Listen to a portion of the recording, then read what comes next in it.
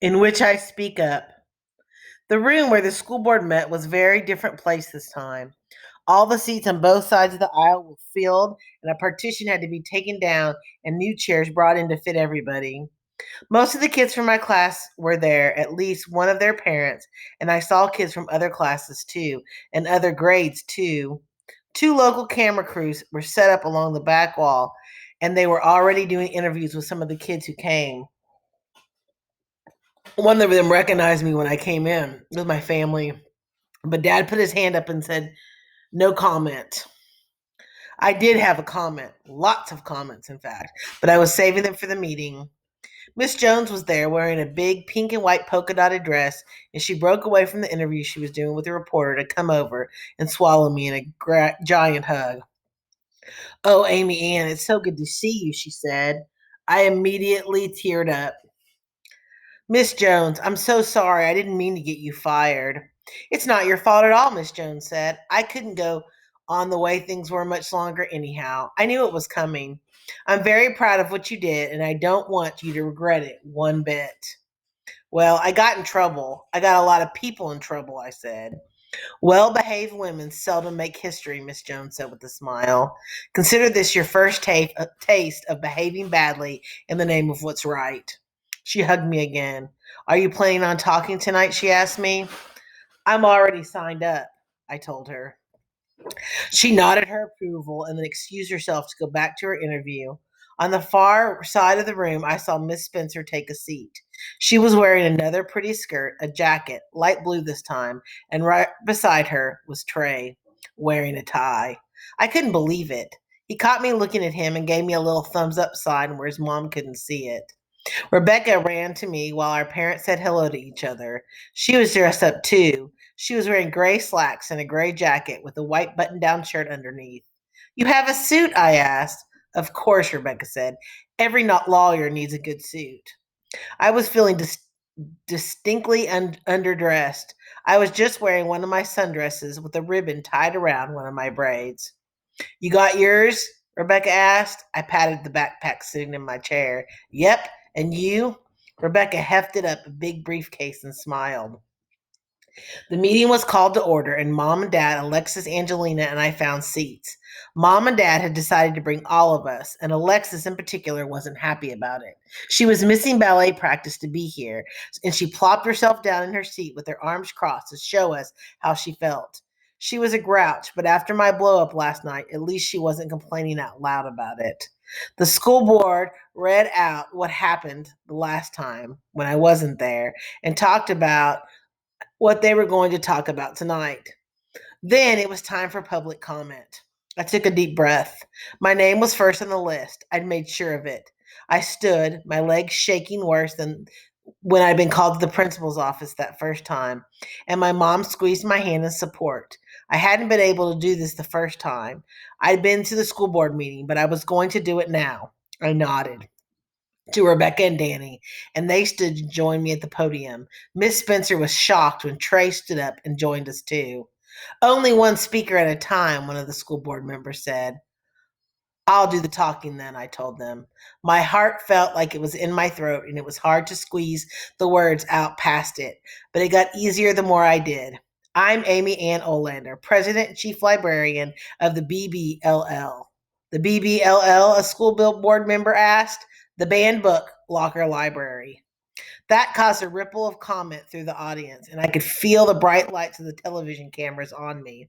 It was almost too much. I wanted to duck down underneath the podium and never come out again, but I clung to the side of it instead, using it to hold me up. The chairman of the school board banged his gavel for quiet. "We're not going to hear any more arguments for keeping removed books on the shelf," he told us. "We've already had that discussion." "No," I said. "We're not here to try to get those books back," I said. "We're here with more challenges." That was the cue. Danny, Trey, and I opened our backpacks, and Rebecca opened her briefcase. Each of us piled out a huge pile of papers and carried them up to the round table at the front, stacking them on top of each other so they would look really impressive. Behind us, I could hear cameras snapping and more whispers and questions. "What is this?" the chairman asked. I went back to the microphone. Request for reconsideration forms, I told him. We think there are more books we shouldn't be able to read. The school board members started taking sheets from the big stack. Each one was for a different book, I'd made sure. But there must be thousands of books here, one of them said. 7,541, I said. It wasn't every book in the library, not even half, but it put a serious dent in the shelves. That number got a big response from the audience, and the chairman had to gavel them quiet again. These are a joke, one of the school board members said. You want to ban a math textbook? It has imaginary numbers in it, I said. We're afraid that will encourage kids to have imaginary friends. The audience laughed, and I felt better about talking. My hands relaxed on the podium. Here's one challenging the dictionary, another board member. Danny leaned to the microphone. Oh, that book is full of dirty words. I looked all of them up. He turned to the cameras behind him, ran his fingers through his hair, and smiled $1,000,000 smile. Danny Purcell, he said. 2 N's, 1 L. Magic Treehouse, another board member. Challenge for building code violations. Miss Spencer stood in a huff. Your honors, this is clearly a joke. Can we move on? My dad stood up. Oh no, he said. I work in construction and I've seen those books. That treehouse doesn't have any handrails, and you can see from the picture those floor jolts aren't really near 12 inches apart. That got another laugh and stirred everybody up. Mr. Chairman, Miss Spencer called out over the ruckus. Mr. Chairman, I move that these new challenges be ignored so we can get on to the real business. You can't make a motion during a public comment, Rebecca said to the microphone. Besides, she's not even supposed to be talking. You said only one speaker at a time. And who are you? The chairman asked. Rebecca Zimmerman, legal counsel for the BBLL, Rebecca said importantly. Then surely her time is up, Miss Spencer said. The chairman looked relieved. It is up. I'm afraid you're going to have to take a seat, Miss Olander. He consulted his list and his voice turned weary. Rebecca Zimmerman's turn to speak.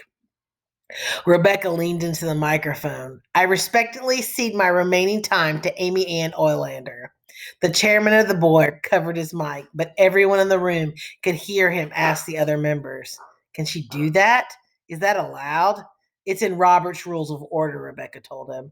And the next 12 names are all Shelbourne Elementary students who are going to cede their time to Amy Ann. So you're going to have to listen to what she says.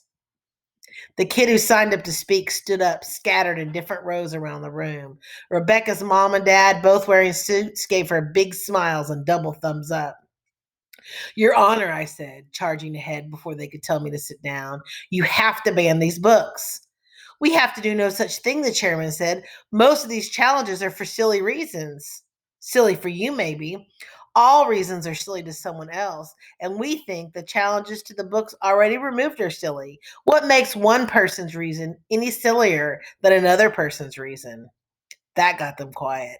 And the quiet made me nervous again. I desperately wanted to suck on my braids, but I knew I couldn't. Not here. I gripped the podium harder. You took the Egypt game off the library shelves because one person didn't like the kids pretending to worship an Egyptian god. You took Jenny Bean Jones off the shelf because one person didn't like the way she talks. You took my favorite book in the whole wide world, From the Mixed Up Files of Miss Basil E. Frankwaller, off the shelf because one person said it taught kids how to lie and cheat and run away from home, even though I never cheated on anything. I hope they wouldn't notice that I left out lie and run away from home and pushed on. You can't have it both ways. If you ban those books because just one person has a problem with them, you have to ban all these books too because we found one person who has a problem with each of them. And when you're done, there isn't going to be a single book left on the Shelbourne Elementary shelves. But I guess that's okay with you. The Wake County School Board doesn't want its students to read any books that scare them or teach them or entertain them or show them new things or make them sad or happy or shock them or open their minds, which is all of them. The room was dead quiet now, except for the hum of the TV cameras. The school board members looked pale under the fluorescent lights in the ceiling. Or maybe that was because of the TV cameras, too. Miss Spencer spoke up. She had never sat down. This is silly, she said. Those books were removed from the Shelbourne Elementary Library for good reason, because they were harmful.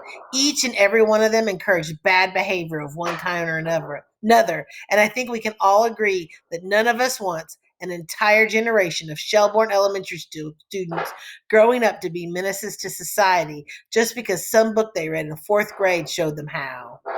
Rebecca was about to say something, probably to remind the school board that we're only supposed to be one speaker at a time, but I put a hand on her arm to stop her. So, all those books you challenge, I said to Miss Spencer, if I read one of those books, would I grow up to be a bad person? I said the chances are good, yes. I was ready for this. I could feel every eye on the room on me, waiting to hear what I would say, waiting for me, Amy Ann Olander, to speak up. Miss Spencer, one of the first books you banned, Are You There, God? It's Me, Margaret. Have you ever read it? One or two people in the room coughed. They knew the book talked about embarrassing stuff you didn't talk about in big rooms full of people, stuff like the things that happen to a girl's body when she becomes a teenager. Miss Spencer blushed. No, of course not. I looked right at her. Are you sure? Miss Spencer raised herself up. I'm sure I didn't. That's funny, I said, because I got this old due date card from the Shelbourne Elementary copy, and it's got your signature on here from 1982. The audience gasped and giggled as I held up the card I found in the back of the library's old copy of Are You There, God? It's Me, Margaret. The color drained from Miss Spencer's face. Well, I might have checked it out once, but when I saw what it was, I didn't read it, Miss Spencer said. 5 times, I asked. That got a big laugh from the audience. The TV reporters were loving it. Miss Spencer looked sick, and she started to sit down. I didn't like what she'd done. I wanted to fix it, but I didn't want to punish her. Miss Spencer, wait, I said. Miss Spencer, is it true that you're on the North Carolina Art Museum board? Miss Spencer looked confused. Yes, I am. And the Riley Race for the Cure Foundation board? Yes. And the North Carolina State Opera Society board? Yes, she said. And my dad whistled a little cheer. And were you the one who raised money for the new lower school playground at Shelbourne Elementary? I said. Well, yes, there were a lot of people involved with that, but I oversaw it, yes. Miss Spencer, would you say you were a good person? I asked. Miss Spencer swallowed like she was trying not to cry. Yes, she said. I'd like to think so. I think so too, I told her. I think you grew up to be a very nice person and a good mom and a very good citizen, even though you read this book you said was so bad 5 times when you were in fifth grade. Probably because for all the amazing things books can do, they can't make you into a bad person. Miss Spencer sat down to wipe her eyes with a tissue. The room was quiet again, and everyone was still watching me. The chairman of the school board finally cleared his throat and spoke. Miss Olander, do you have anything else? Well, we do have a presentation about the First Amendment drawn by our challenge response coordinator, Trey McBride, I said. The chairman held up a hand. I don't think we need that. One of the other school board members leaned toward the mic. I think perhaps we do, Stan. She motioned for Trey to bring them the pictures, and he handed out the presentation he and I had created for Mr. Vaughn's class. The school board passed them around respectively. What's this one with the Pope lifting weights? One of them said. The free exercise of religion, Trey told them. I gave him an exasperated look. Well, he said, it still works. They can do whatever they want in church, even if it's jerks and squats. Thank you, Mr. McBride, said the lady who asked for the picture. He collected them all and came back to the podium, and we waited. The school board members knew they were in trouble. They either had to ban all the books we were challenging or they had to ban none of them. Either way, they were going to look like idiots in front of the TV camera. Miss Jones came to the rescue. She got up and joined us at the podium. I think I may have a solution, she said. If Miss Oylander will cede some of her time to me. I nodded. Ladies and gentlemen of the school board, not so long ago when I was a librarian at Shelbourne Elementary, we had an official policy for book challenges. When a book was challenged, it went to a faculty committee for review and then to me, your hired representative, for final decision. It was a fair and balanced system you yourself designed and approved. It was a system that protected everyone in the process. But none of these books have been removed from the Shelbourne Elementary School ever went through that process. Not one. One or two of the school board members started to understand where she was going, even if I didn't. All this trouble began when the official request for reconsideration policy was abandoned, and this board began arbitrarily removing books from the shelves. I humbly submit that we go back to the policy as set down in the school board's bylaws. In doing so, the books originally removed from the Shelbourne Elementary shelves will be returned, pending a full review by the faculty committee and a final decision by the school librarian. Then, if it's determined that the books are inappropriate for students that age, they can be removed. And if not, Miss Jones trailed off. But we all knew what would happen, what was going to happen. The books would stay on Shelbourne Elementary shelves, and everyone who had banned them to begin with would get a nice big do-over. And this time, they wouldn't make the same mistake twice. Move to submit all challenged books to the reconsideration policy as set forth in the school board bylaws, one of the members said. Second, three more of them said quickly. All those in favor? Asked the chairman. Aye, they all said quickly. He didn't even ask if there were any opposed. He banged his gavel, and the room erupted in cheers. I grabbed up Danny and Trey and Rebecca in one big hug. I don't understand, Danny said. What's it mean? It means they made a motion during a public comment time, which legally you're not supposed to do, Rebecca said. Oh, hush, I told her. I hopped up and down. It means we won.